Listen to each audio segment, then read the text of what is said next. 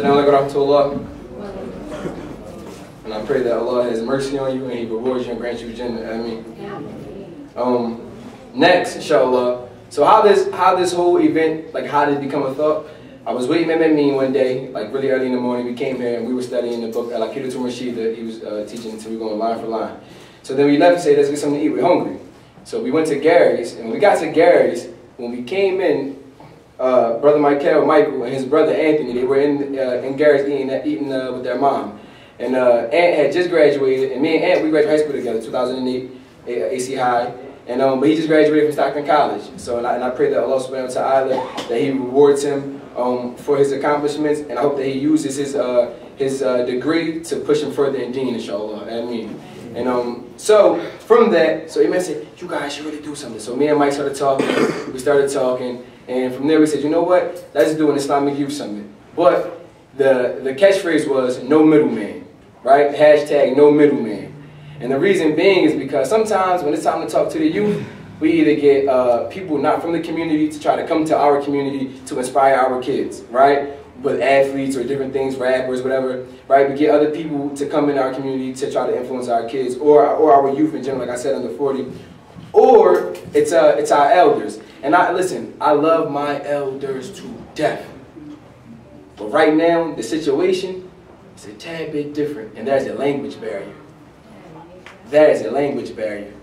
And it's my honest belief that if us as youth, if we could sit down long enough to listen, to gain some wisdom from our elders, we wouldn't run into as many brick walls as we do. But the reality is, young people don't listen a lot. So, inshallah, we wanted to come together to do something where, inshallah, it would be of a benefit and young people would want to listen. So, without further ado, inshallah, Michael Davis.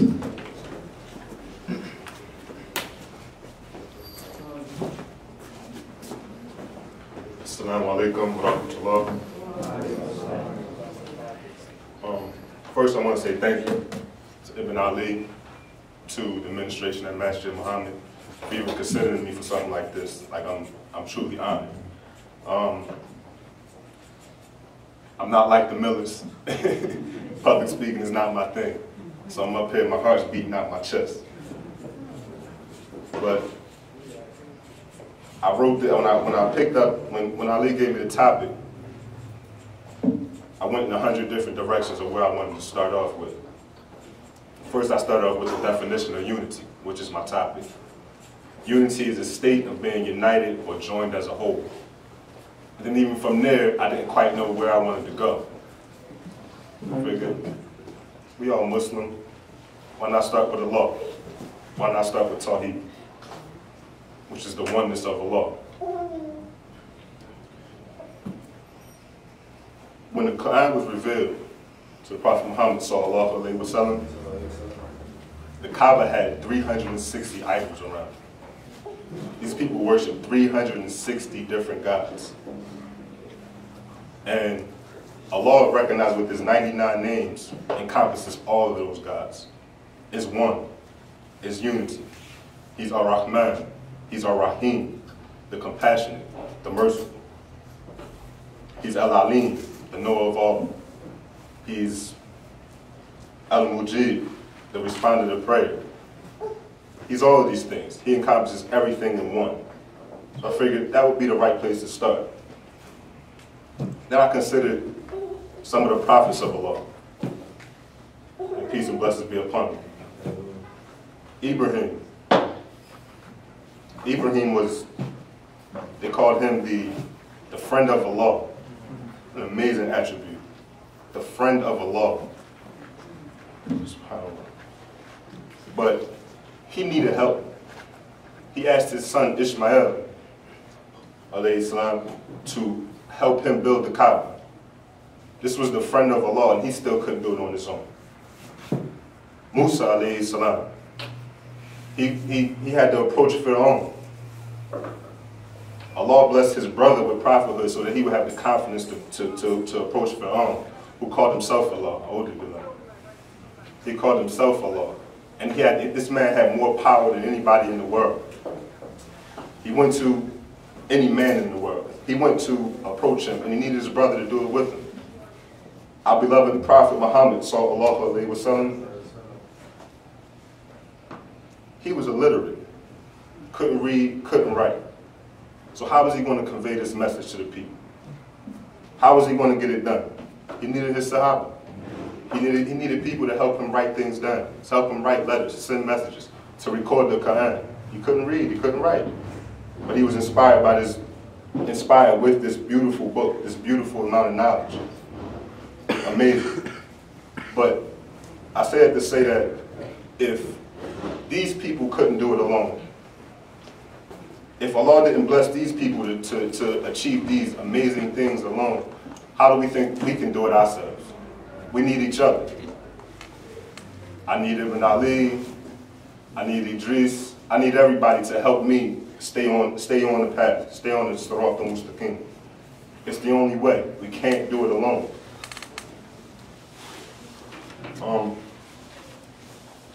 In this Quran that was sent down to the Prophet Muhammad sallallahu alaihi wasallam, we were prescribed salah, to offer the salah in congregation. And one of the things that completes your salah is that you stand ankle to ankle, shoulder to shoulder. You side by side, you're touching your brother, you're touching your sister. And they say that this is so that the hearts won't be divided. And it's proof. Like Ibn Ali said, when you call your brother and you tell him to come down to offer salah with you, it does move mountains. It changed my life. I went from doing whatever in the streets, doing whatever out here. I lost my way. And the salah is what brought me back. Standing next to my brothers is what brought me back. That love, that feeling is what brought me back. And my life has changed. The Hajj, another prescription for us. The Hajj is the most widely attended event of mankind yearly. Like, the numbers are amazing. It's sheer amazement. It dwarfs any other congregation of people on a yearly basis. And this is what we're prescribed with. It's the largest gathering of people in the world on a yearly basis. And this is where our hearts truly come together. These are things that we are prescribed with. So, to move on,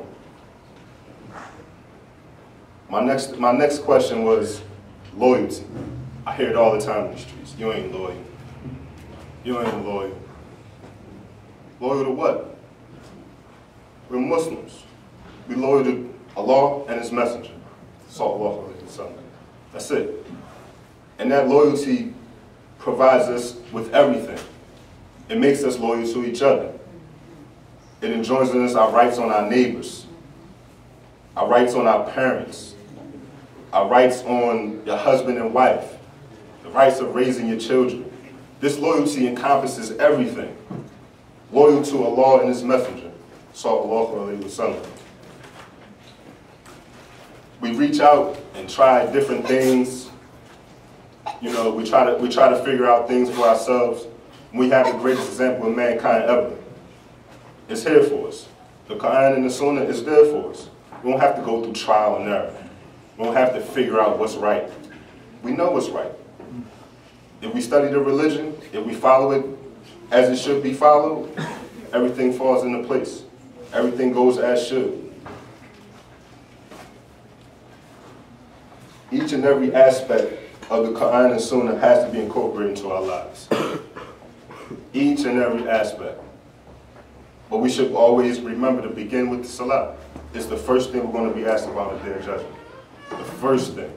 If your salah's not in order, then what do we have? If your salahs are in order, how can you call yourself a Muslim? How can you believe that you will be forgiven if you can't do the simplest thing is offer salah? It's the #1 thing that brings us together. Each and every day, like, I don't quite know how to say it. It's a relief. It's a you know, it's medicine. I call the Masjid, I jokingly, I call it the hospital.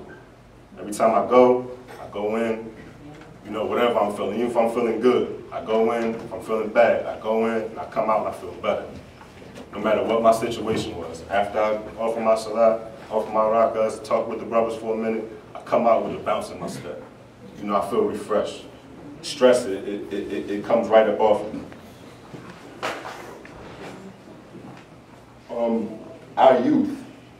Our youth is, it's the way. It's the only way that we're going to advance. Like these young faces, I see them, they hear, like, that was me before. That was me. And had I learned that, you know, young brother Lord Dean, if I learned at his age the right way, I'd be a different person right now. I wouldn't have the experiences the bad experience that I had I stayed on the correct path. It's like, it's no disrespect to our elders, because they were in the gym before we got in the gym. But we weren't taught the proper way. So us guys, you know, the people that are coming up here and speaking, we're a little, you know, he said the age of youth is from age of distinction to 40. When you understand the difference between right and wrong till you get to the age of 40, that's your youth. We're in the second half of that youth. Well, me personally, I'm in the second half of that youth. And I feel the need to reach out to these kids.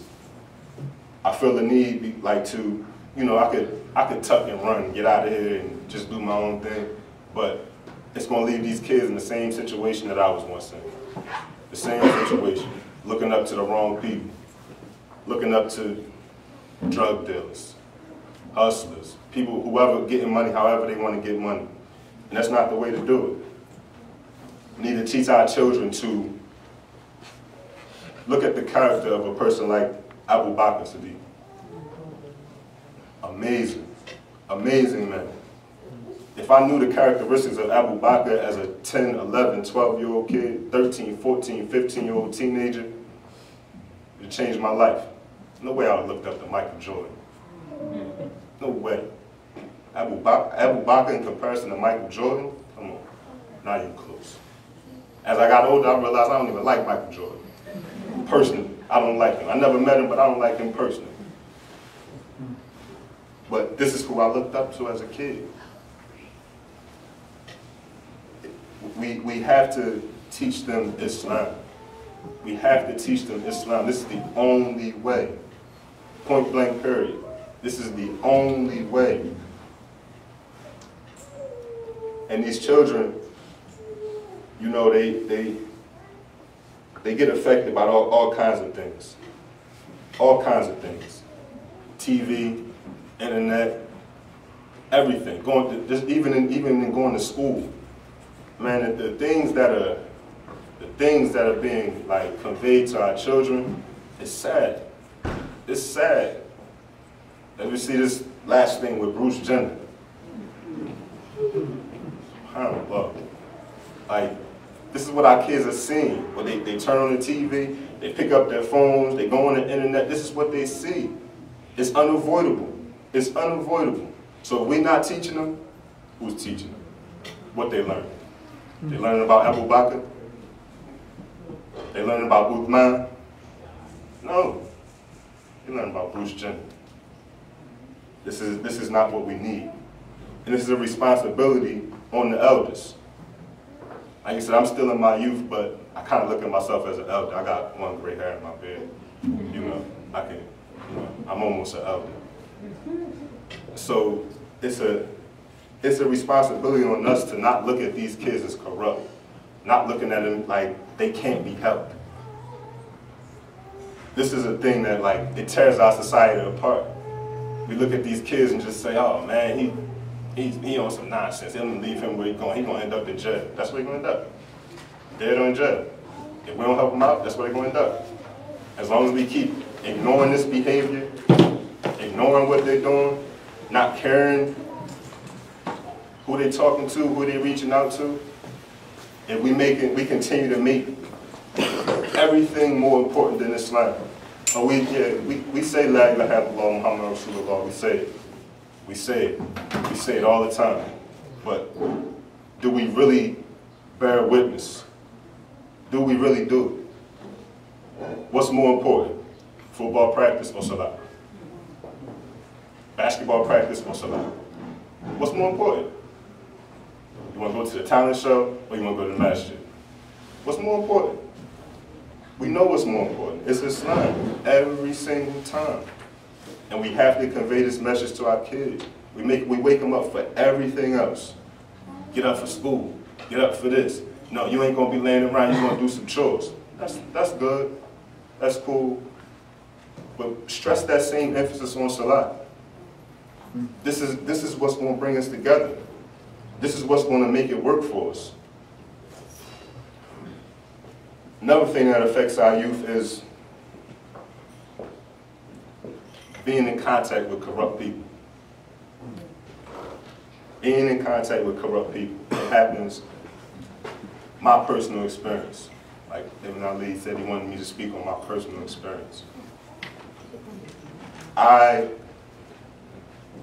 was raised in Islam. I was raised at Masjid Muhammad over on Center Street. That's where me and my family went to Jumu'ah. That's where we prayed at. I was there at 8, 9 years old. I was there. But as I got to high school, you know, by my junior year, I wasn't even fasting the month of Ramadan. May Allah forgive me. Like I was doing whatever I wanted to do. Got to college, went through 3 years of college and offered one salah. May Allah forgive me. But I can honestly say, had I been around believers, had I been around the Muslims, it wouldn't have been that way. It wouldn't have been that way. But the fact of the matter is, I was around people doing this, I was around people doing that, I was around people who didn't even believe in Allah. I associated myself with people who didn't even believe in Allah. They worship nothing. And I was around these people. And it led me nowhere. Led me absolutely nowhere. Absolutely nowhere. It corrupted me.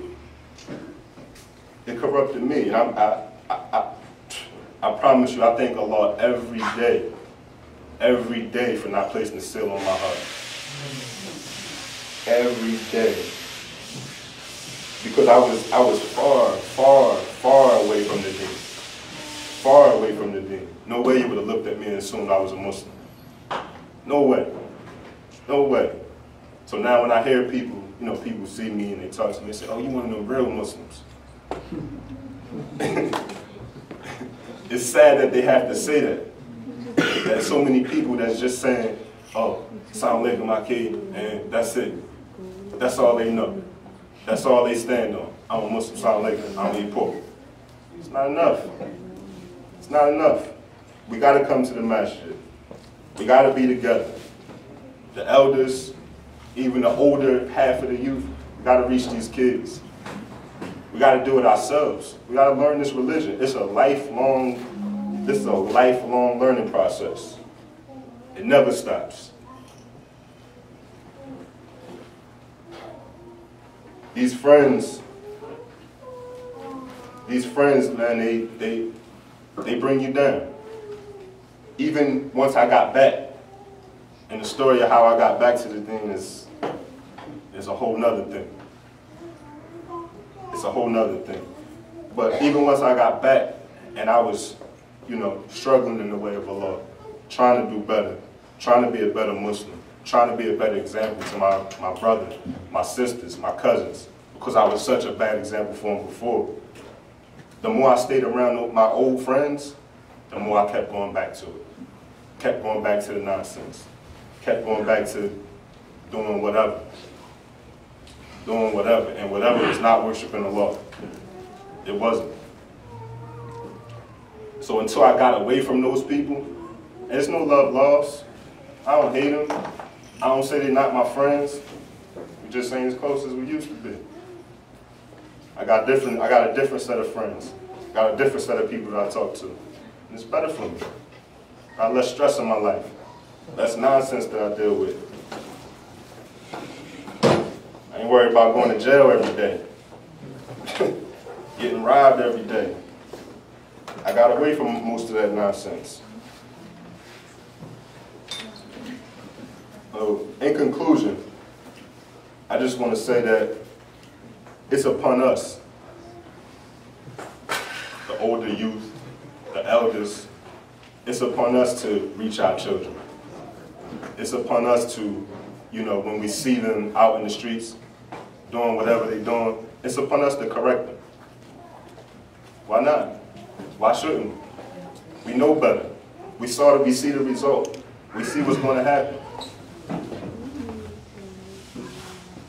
It's upon us to, like Ibn Ali said, to call your brother, call your friend, call whoever. Let's go to the Masjid. Or, all right, you ain't gonna make it to the Masjid, I'm coming to your house, we gonna offer salat. Like, do it. It works. It helps. It's the only relief we got. It's the only relief we got. All we got is each other. Then again, I just want to thank Ibn Ali for reaching out to me. And sorry for being first, so I wouldn't be so nervous.